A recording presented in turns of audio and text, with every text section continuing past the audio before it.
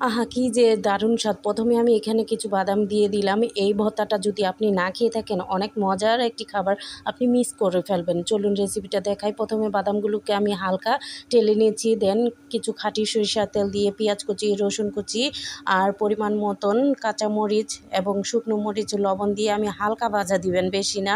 এগুলো হালকা ভাজা হয়ে আসলে আমি ভেজে রাখা ওই বাদামগুলোকে দিয়ে নাড়াচাড়া দিয়ে এখানে কিছু পরিমাণ আমি সাদা তিল দিয়ে দিলাম। তিলটা যদি আপনাদের কাছে না থাকে এটা অপশনাল, দিলে খুব টেস্টটা ভালো আসে।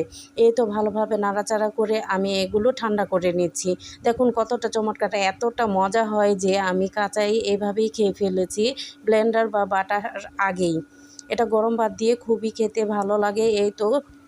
এই তো এগুলো আমার ঠান্ডা হয়ে গেছে। এখন ব্লেন্ডার করে নিয়েছি। বাটার সময় নেই, কারণ আমার খুব খিদে লেগছে। গরম ভাত দিয়ে এখন মজা করে খাবো। ব্লেন্ডার করা হয়ে গেলে ভর্তাটা রেডি। এভাবে আপনারা ভর্তাটা খুব চমৎকার এবং সহজভাবে বানিয়ে খেতে আর হ্যাঁ, পারবেন। আমার ভিডিওটা যদি আপনাদের ভালো লাগে অবশ্যই লাইক, কমেন্ট, শেয়ার করে অন্যকে দেখার সুযোগ করে দিবেন এবং ফলো দিয়ে রাখবেন, যাতে পরবর্তীতে আরও নতুন নতুন ভিডিও দেখতে পারেন। ভর্তাটা কেমন হলো অবশ্যই কমেন্টে জানাবেন। সবাই ভালো থাকবেন, সুস্থ থাকবেন।